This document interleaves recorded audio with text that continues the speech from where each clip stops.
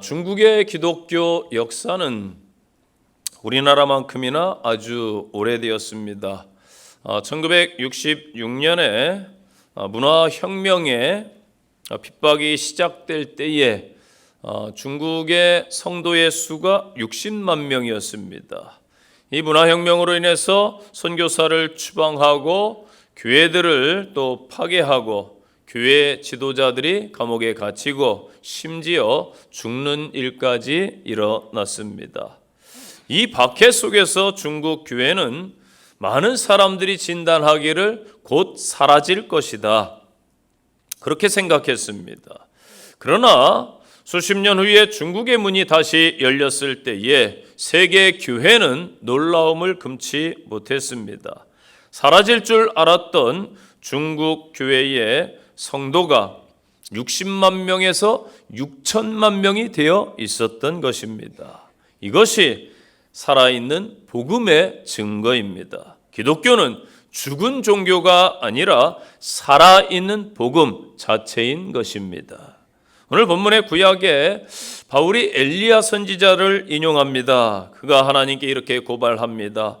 핍박자들이 주의 선지자들을 죽였습니다. 모든 제단을 다 헐어버렸습니다. 홀로 이제 나만 남았습니다.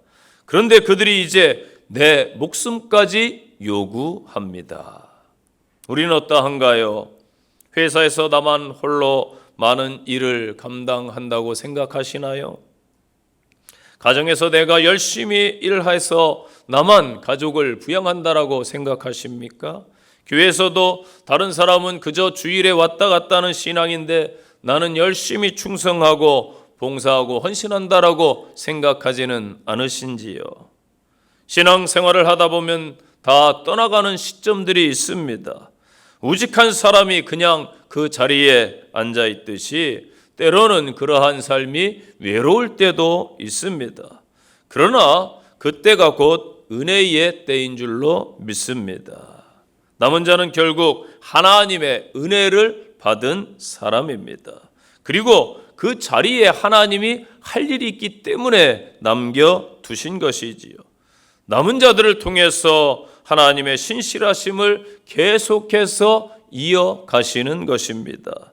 그 신실한 일을 묵묵히 하는 성도가 이 땅에 참 믿음의 사람인 줄로 믿습니다. 오늘 본문은 이스라엘 선민의 구원 문제를 다루고 있습니다. 구약의 관점에서 보면은 선민 이스라엘은 분명한 하나님의 택하심을 받았습니다. 그런데 이 선민이 예수 그리스도를 영접하지도 아니했고 배척했으며 중국에 십자가에 못 박아 죽이는 잘못을 저질렀습니다. 하나님의 뜻을 모르고 예수 메시아를 죽인 이들이 과연 구원받을 수 있단 말인가? 바울에게 이 문제는 아주 심각하고도 급박한 문제였습니다.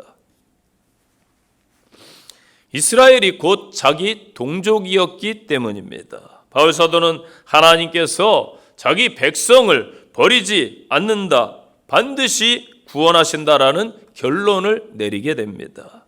그 증거가 바울 자신이 곧 핍박자였으나 예수님을 만나서 지금은 사도가 되었다는 것이고, 엘리야 시대 엘리야 혼자 남겨진 것 같았는데 7천 명을 남겨주셨다라는 것입니다. 분명 예수님을 박해하고 부인한 이스라엘은 선민일지라도 구원을 받을 수가 없겠지요. 그런데 그 중에 남겨진 자들을 통해서 하나님은 미래를 준비하시고 일하신다는 말씀을 주고 있습니다. 이것이 곧 복음이요 소망인 줄로 믿습니다. 우리 성도들이 이 시대에 엘리야요 남은 자들임을 기억하시고 하나님 앞에 온전히 서시기를 바랍니다. 오늘 말씀을 통해서 주시는 은혜입니다. 첫째는 남은 것이 은혜라는 것입니다. 로마서 9장과 10장에서 이스라엘이 복음을 거부하는 것에 대해서 바울 사도는 아주 안타까운 마음을 가지고 있습니다. 그 거부로 인해 이스라엘이 완전히 버림받지는 않습니다. 이스라엘이 버려지지 않았음을 엘리야를 통해서 설명하고 있지요. 바알에게 무릎을 꿇지 아니한 남은 자가 있었다라는 것입니다. 이스라엘이 정작 메시아를 기다렸지만은 막상 예수님이 오셨을 때에는 그들의 눈이 어두워서 예수님을 알아보지 못했습니다. 영접하지도 않았습니다. 오히려 거역하고 예수님을 대적하고 또한 박해했습니다. 그렇다고 이스라엘이 영영 버림을 받았습니까? 바울은 그럴 수 없는 일이라고 말합니다. 곧 자기 자신을 볼 때에 자기도 버림받을 수밖에 없는 존재였지만은 하나님의 은혜로 지금 구원받은 사역을 감당하고 있지 않느냐는 것입니다. 왜 하나님께서 자기 백성을 남겨두셨습니까? 그들이 마음에 들어서입니까? 바울은 분명히 말합니다. 하나님의 은혜로 남았다라는 것입니다. 많은 이스라엘 자손들이 있습니다. 왜 하나님께서는 그 율법을 잘 지키고 훌륭한 신앙을 가진 이스라엘 자손들을 버렸을까요? 훌륭한 것이 자기들이 보기에 훌륭한 것이지 하나님 보시기에 그렇지 않다라는 것입니다. 하나님께서는 유일한 구원의 통로가 되시는 예수님을 믿지 않고 배척한 이스라엘을 거절한다라고 말씀하셨지만은 그 전부로부터는 떠나지 않을 것이다라고 강력하게 단언하고 있는 것이지요. 왜 그렇겠습니까? 하나님은 자기 언약 백성에게 신실하신 하나님이시기 때문입니다. 이스라엘을 가리켜 바울은 자기 백성 이렇게 표현하는데 이 표현이 하나님의 언약 백성이다라는 사상이 담겨 있습니다. 하나님의 은혜로 이 쓸데없는 자 왜 구속해 주는지 알 수가 없도다. 여러분 찬송가 가사를 생각해 보세요. 내가 믿고 또 의지함은 내 모든 형편을 아시는 주님, 늘 나를 돌봐주실 것을 나는 확실히 압니다. 아멘. 우리가 이 마지막 때에 하나님의 은혜로 택함받은 자, 남은 자가 되었습니다. 스스로 남은 것이 아니지요. 나는 아무 공로가 없습니다. 예수 십자가의 공로로 남은 자가 된 것일 뿐이지요. 내 생각에는 혹 여러분의 삶이 잘 풀리지 않는 것 같고 때로는 넘어지고 실패로 끝난 것처럼 보이지만은 하나님의 편에서 볼 때에는 늘 소망이 있으심을 믿으시기를 바랍니다. 나를 남겨주신 그 사랑, 그 은혜를 생각하면은 하나님 앞에 저희는 다시 서야 되는 것입니다. 4절을 보세요. 내가 나를 위하여 바알에게 무릎을 꿇지 아니한 사람 7천인을 남겨두셨다 하셨으니, 내가 남겨두었다. 하나님이 주체입니다. 내가 남겨두었다.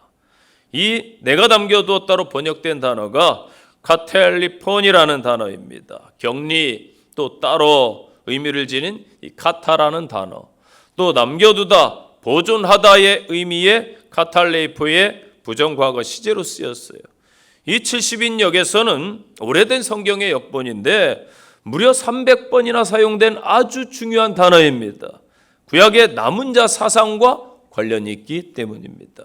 바울이 이 용어를 사용한 것은 대부분 이스라엘인들이 예수님을 믿기를 거부하고 있지만은 이스라엘의 소망이 완전히 단절된 것은 아니라는 자신의 확신을 피력한 것입니다. 바울은 아방 때에 온 나라가 바알에 빠진 것처럼 보이는 그 암울한 상황에서도 하나님께서 따로 구별하신 남겨준 자들이 있듯이 지금 이스라엘 백성에게도 남은 자가 있다라는 확신을 말하고 있는 것입니다. 나를 위하여 하나님의 은혜와 그 크신 사랑, 신앙을 지키기 위해서 세상과 타협하지 아니하고 우상 앞에 무너지지 아니한 그 하나님의 사람들이 어느 시대든지 존재한다라는 것입니다. 이 무릎을 꿇다라는 단어, 에캄푸산이라는 단어인데 여기에도 부정과거형으로 쓰였어요. 자, 헬라에서는요, 이 부정과거형은 단회적 사건으로 늘 나타납니다. 무슨 말이냐면은 하나님께서 남겨두신 그 7천인은 단 한 번도 바알을 숭배한 적이 없는 순수한 신앙의 소유자들이라는 것입니다.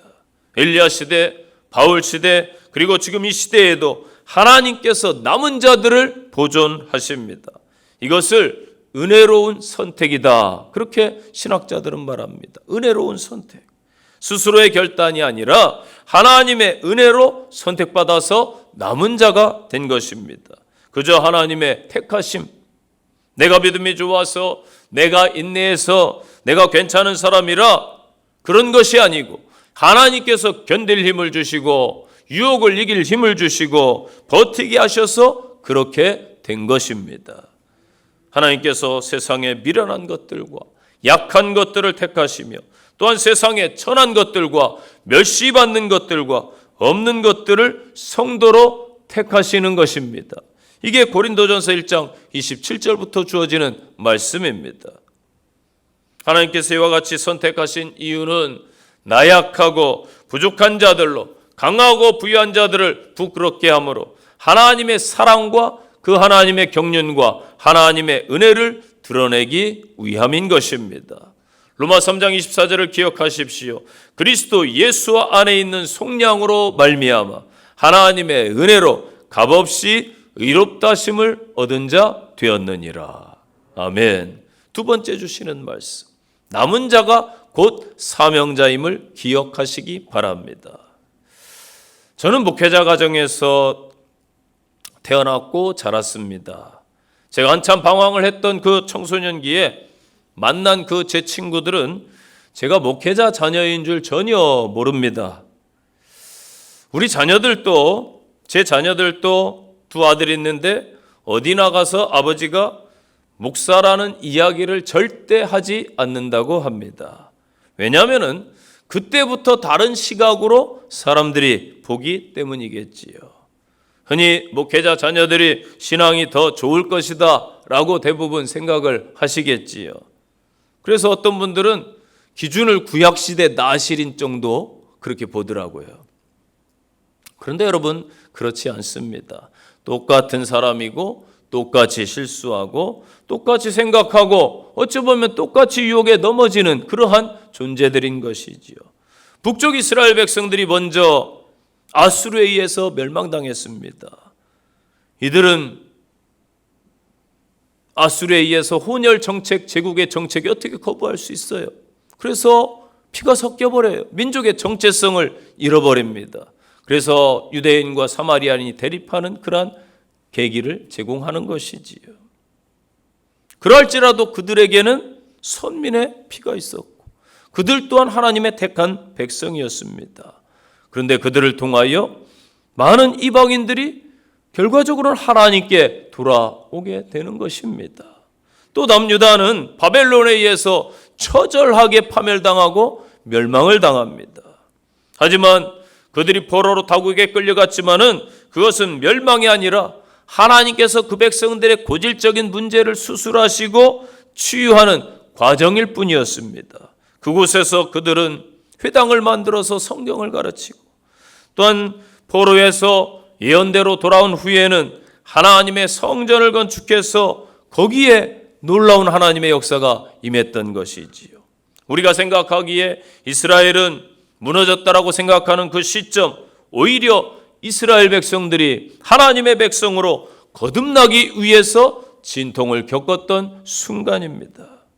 그러므로 여러분, 교회나 어떤 사람의 상태에 대해서 어느 한 단면, 어느 한 순간만 가지고 판단해서는 안 된다라는 것입니다. 하나님께서는 아주 긴 시간들을 통해서 서서히 하나님의 사명자로 하나님의 사람들로 만들어 가시는 것입니다. 얼마 전에 영국 여왕이 타계했습니다. 영국 여왕이 죽었을 때에 세계인이 애도했고 특별히 영국 국민들이 제가 볼 때에는 지나칠 정도로 애도하는 것이 아닌가라는 느낌을 저는 받았습니다. 우리 정서로서는 아마 이해할 수 없는 정서이기도 하지요. 그런데 영국 왕실이 영국 국민들의 큰 지지를 받는 것은 과거의 한 사건 때문입니다. 엘리자베스 여왕은요, 세계 제2차 대전 중에 각 정부의 강요들이 찾아와서 여왕님, 수도 런던을 포기하고 떠나야 됩니다. 조용히 탈출하십시오. 그때 여왕이 말합니다. 나는 곧 영국입니다. 나는 국민들과 함께 운명을 함께 할 것입니다. 라고 거부하면서 영국을 떠나지 않고 영국을 지켜냈던 것입니다. 그 결과 영국 왕실은 지금까지도 국민의 절대적 지지를 받는 것입니다. 그 왕자들은 군에 자진해서 입대합니다. 영국의 왕족인데도 불구하고 자기들의 나라 사랑을 몸으로 직접 보여주는 것이지요. 여왕이 개인이라면 떠날 수도 있었겠지만 그는 여왕의 사명을 맡았던 것입니다. 사명을 알았던 것이지요. 그것은 생과 사를 국민들과 함께 하는 것입니다. 그가 사명을 감당했기 때문에 온 세대로부터 칭송을 받는 것입니다. 바울이 로마에 있는 성도들에게 이 편지를 보낼 때에도 이스라엘 백성이 하나님께로부터 버림을 받지 않았는지에 대한 상실감이 너무나 컸어요. 저들이 정말 하나님께 잊혀진 백성이 되었다면 어찌하지? 하나님 저들을 다 버리셨나요? 이에 대한 답변이 바울 사도를 통해서 단호하게 오늘 본문에 선포되는 것입니다. 1절 말씀이에요. 그러므로 내가 말하노니 하나님이 자기 백성을 버리셨느냐? 그럴 수 없느니라. 그럴 수 없느니라. 나도 이스라엘인이요. 나도 아브라함의 씨에서 난 자요. 나도 베냐민 지파라. 바울 사도는 단호하게 그럴 수 없다라고 선언합니다. 바울 자신도 버림받은 느낌을 많이 받았던 지난 날을 회상하면서 절대로 버림받은 것이 아니다. 그러면서 어떤 신앙인이 겪게 되는 박탈감, 과거 구약시대 그 훌륭한 선지자였던 엘리야에게도 있었다 설명을 하지요. 즉 신앙의 선배들도 이러한 과정을 거치면서 자기들의 사명을 깨닫고 믿음이 견고해졌음을 피력하고 있는 것입니다. 하나님의 은혜를 깨닫지 못하는 자들이 있습니다. 과거 바울이 다메섹에서 예수님을 만나기 전에 그랬습니다.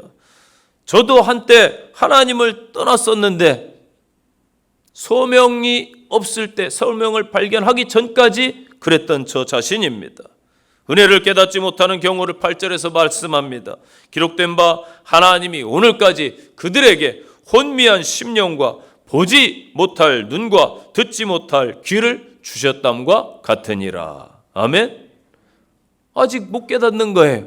혼미한 심령, 헬라어로 카타닉세우스라는 단어입니다. 이 뜻은 극심한 슬픔과 비애로 인해서 정신이 없는 상태예요. 혼미하죠? 무감각한 마음 상태, 즉 혼수 상태, 마취 상태를 뜻하는 것입니다. 외과 수술할 때 마취한 부분은요, 칼로 베어도 전혀 감각이 없어요. 지금 이스라엘 백성들의 대다수가 이러한 무감각의 상태라는 것입니다. 이런 상태를 예수님은 마태복음 11장 17절에서 우리에게 말씀하셨어요. 우리가 너희를 향하여 피리를 불어도 너희가 춤추지 아니하고 우리가 애곡을 하여도 너희가 가슴을 치지 아니하는구나. 장례식장에서 사람이 죽었으면 슬퍼할 줄 알아야 되는데 무정한 시대가 되었다라는 것입니다. 예수님께서 복음을 전하시는데도 그들의 반응은 무감각했습니다. 회개가 없었습니다. 우리는 사명자입니다, 여러분. 무감각을 떨쳐내시고 하나님 앞에 영적으로 예민한 성도를 회복하시기를 바랍니다. 소돔과 고모라의 심판을 아시지요. 의인 10명이 없어서 불심판을 당했어요. 이 시대 남은 자들이 오늘의 교회, 오늘의 성도입니다. 우리들이 어떻게 하느냐에 따라서 하나님 나라가 확장되기도 하고 무너지기도 할 것입니다. 왜 오늘날 이 대한민국 사회가 무너졌습니까? 여러 가지 이유가 있겠지만 저는 교회가 무너졌기 때문에 이 사회가 무너졌다라고 봅니다. 성도들이 거룩함을 잃어가기 때문에 무너진 것입니다. 목회자들이 사명을 잃어가기 때문에 무너진 것입니다. 다시 사명을 회복합시다. 엘리야에게 7천인이 있다고 알려주시는 이유가 과연 여러분 무엇입니까? 하나님은 여러분 혼자의 힘으로 선한 싸움을 다 싸울 수 없다는 것을 잘 알아요. 그래서 여러분과 똑같이 이 땅의 죄악과 씨름하는 사람, 하나님의 영광을 추구하는 사람, 거룩함을 잃지 않으려고 몸부림치는 하나님의 사람들을 남겨두셔서 그들이 연합하게 하시는 거예요. 함께 다시 사명을 감당하라는 것입니다. 주님의 마음에 합한 성도, 주님의 마음에 합한 교회가 있는 한 복음은 증거될 것이고 복음은 이 땅을 자유케 할 줄로 믿습니다. 스바냐 3장 13절 말씀입니다. 이스라엘의 남은 자는 악을 행하지 아니하며 거짓을 말하지 아니하며 입에 거짓된 혀가 없으며 먹고 누울지라도 그들을 두렵게 할 자가 없으리라. 아멘. 엘리야 시대 바알에게 무릎 꿇지 아니한 자들이 오늘날의 성도라고 제가 분명히 말씀을 드렸습니다. 농경시대 가나안에서 바알은 오늘날의 자본주의 사회 속에서 돈과 권력과 쾌락인 성이겠지요. 만일 우리가 하나님을 섬긴다 하면서도 무력이나 권력력이나 쾌락에 대해 깨끗이 못하다면 우리는 결코 남은 자로 설 수 없다는 것을 꼭 기억해야 됩니다. 예수님께서도 마태복음 7장에서 뭐라고 말씀하셨어요? 열매로 그들을 알리라. 스스로 남은 자라 여러분이 부른다 할지라도 우리의 외적인 삶의 모습이 결국 우리의 신원을 증명한다는 것입니다. 그러므로 결단하시기 바랍니다. 다니엘과 그 세 친구가 어떠한 일이 있어도 왕의 산의 진미와 그 포도주로 자신들을 더럽히지 않겠다라고 작정한 것처럼 사명자답게 저와 여러분이 다시 서시기를 바랍니다. 요한일서 2장 15절로 17절입니다. 이 세상이나 세상에 있는 것들을 사랑치 말라. 누구든지 세상을 사랑하면 아버지의 사랑이 그 안에 있지 아니하니 이는 세상에 있는 모든 것이 육신의 정욕과 안목의 정욕과 이생의 자랑이니 다 아버지께로부터 온 것이 아니요 세상으로부터 온 것이라. 이 세상도 그 정욕도 지나가되 오직 하나님의 뜻을 행하는 자는 영원히 거하느니라. 아멘. 세 번째 주시는 말씀 우리 옆에 성도님과 함께 나누실까요? 남은 자를 통해 희망을 주십니다.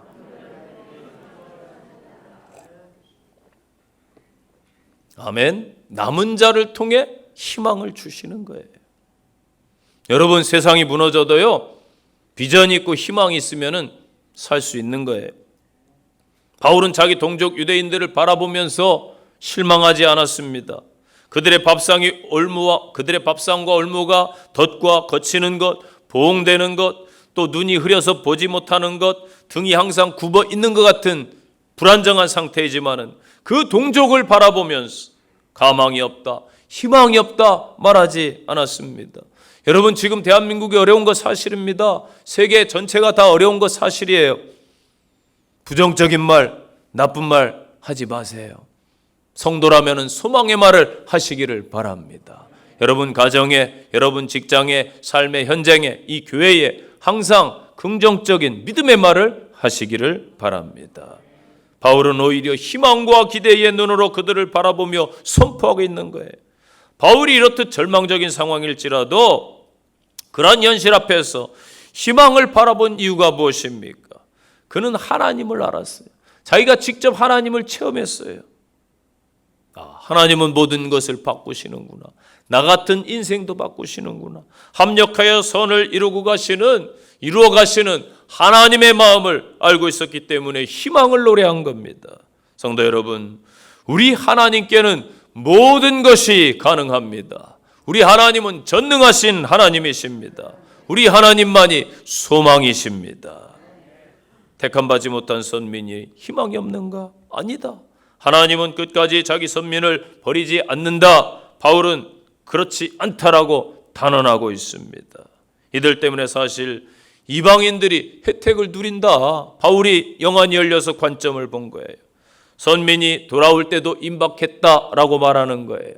지금 이단들조차 이스라엘 백성들이 구원받을 거다. 백투더 예루살렘을 외치고 있지 않습니까?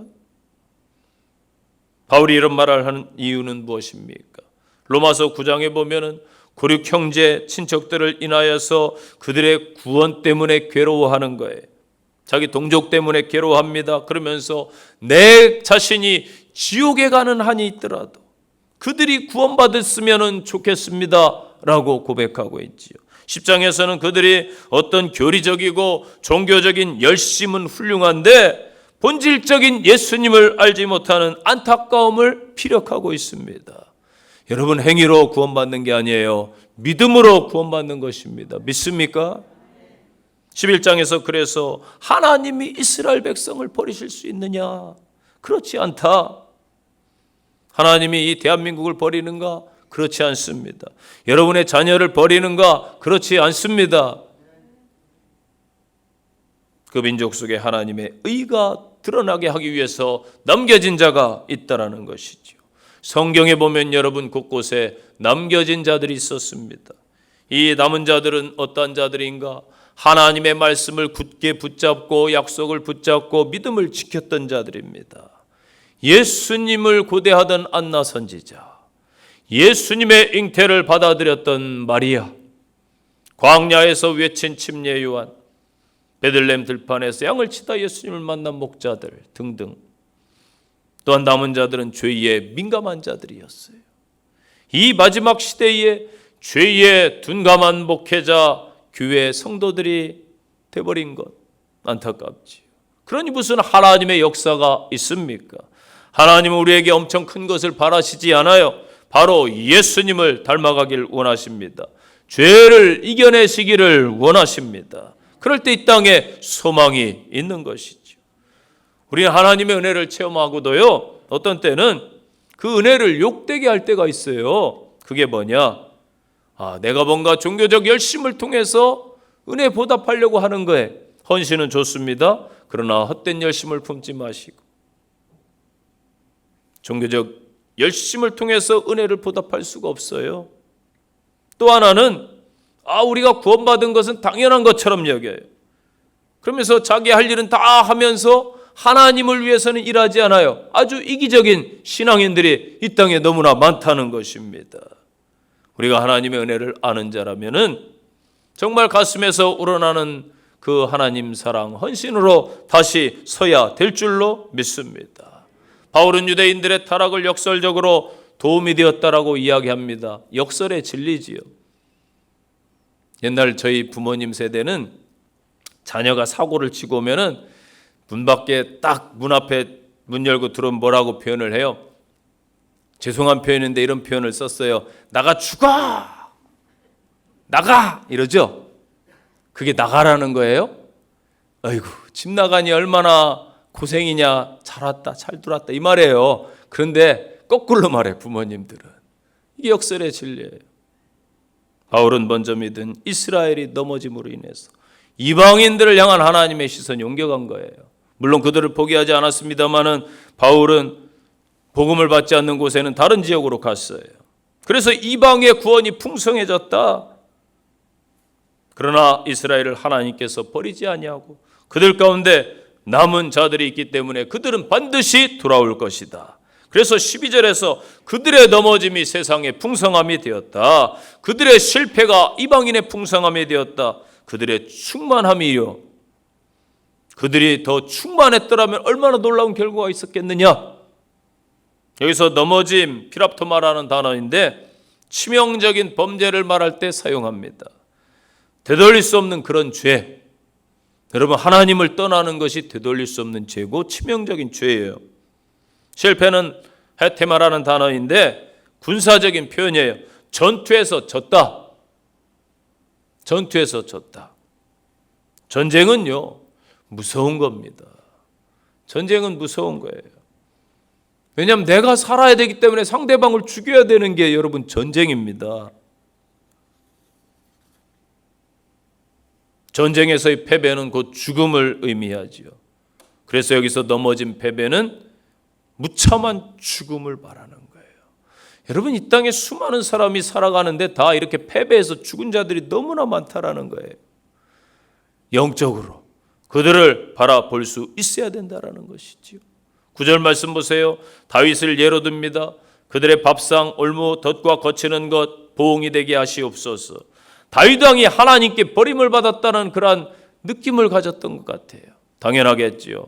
너무나 오랜 세월 사울 왕에게 쫓겨다니면서 나중에는 이스라엘 땅에 거할 곳이 없어서 적국에 망명하는 침을 질질 흘리면서 기적거리는 미친 채 해야 되는 그 비극의 상황을 상상해 보세요. 그때 도망다니면서 다윗은 한때에 하나님을 의지했던 그 믿음이 사라져버리고 두려움에 떨어야 했어요. 그러니까 적국의 망명을 했지요. 그러나 여러분, 당하는 다윗에게는 괴로움이었지만은 하나님 편에서는 그가 고난을 겪어야 될 필수적인 상황이었습니다. 그 고난을 딛고 일어섰을 때에 다윗은 성군으로 추앙받는 왕으로 우뚝 선 줄로 믿습니다. 여러분의 상처, 여러분의 고난, 여러분의 문제 다 이유가 있는 것입니다. 그것을 잘 싸매고 이겨내면은 주님의 놀라운 계획과 뜻을 발견할 줄로 믿습니다. 내가 하나님의 택함을 받음에 대한 확신을 갖고 있다면은 여러분, 넘어짐에 대해서 부끄러워하거나 낙심할 때에 부끄러워하거나 절망하지 마시기를 바랍니다. 낙심하지 마세요. 다시 일어서면 되는 것입니다. 인생은 뭐예요? 계속해서 넘어짐이고 계속해서 문제를 해결해가는 과정이고 그것이 아마 인생이 아닐까 생각됩니다. 넘어짐이 절대 부끄러움이 아닙니다. 다시 일어서면 되는 것이지요. 예수님의 형상이 내게서 나타나도록 하시는 하나님의 뜻과 섭니다. 저는 그렇게 보고 있습니다. 우리에게는 늘 예수님을 통한 소망이 있음을 기억하시기를 바랍니다. 이 소망을 붙들고 승리하시기를 간절히 축원드립니다. 결론의 말씀입니다. 요즘 시대는 박리담의 어찌 보면 다수의 시대지요. 민주주의도 다수결의 원칙을 따르고 있습니다. 그러나 늘 소수의 중요성도 간과해서는 안 되는 것입니다. 믿음의 신앙인들, 믿음의 선지자들은 늘 외로웠고 소수였지만은 하나님의 은혜 가운데 승리의 삶을 살았습니다. 지금이 어찌 보면 가장 영적으로는 힘든 시기입니다. 아주 어려운 시대입니다. 신앙생활 하기도 만만치가 않습니다. 저희 아버님이 목회자 은퇴하셨는데 저한테 그런 말씀을 하시더라고요. 내가 목회할 때는 배는 고팠어도 사람들이 힘들게 하지는 않았어. 성도들이 그렇게 불순종하지는 않았어. 그런데 아들아, 네가 목회할 때는 배는 골치 않을지 몰라도 사람 때문에 속 좀 썩겠구나. 그런 말씀을 하셨어요. 저는 그게 정확하다고 봐요. 시대가 참 어려운 시대입니다. 그러나 이때도 하나님의 은혜로 남은 소수의 사람들은 존재합니다. 하나님의 은혜로 여러분들이 남은 소수가 되시기를 바랍니다. 믿음의 사람이 소수이지만은 능히 큰 일을 감당할 수 있습니다. 이것은 내 힘이 아니라 하나님의 함께하심 때문입니다. 남겨진 것이 은혜임을 아는 성도가 되시기 바랍니다. 남겨진 자는 사명자임을 자각하시기를 바랍니다. 남은 자를 통해 하나님은 희망을 주시고 승리하게 하실 것을 굳게 믿으시기를 바랍니다. 적용의 말씀입니다. 첫째, 여러분 혼자라는 생각이 드십니까?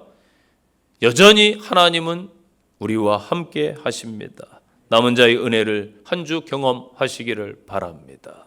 두 번째 적용입니다. 사명을 잃고 무감각해진 부분이 어디인지 자신을 한번 살펴보시기를 바랍니다. 세 번째 적용입니다. 남은 자가 있다는 것은 이 땅이 소망이 있다는 것입니다.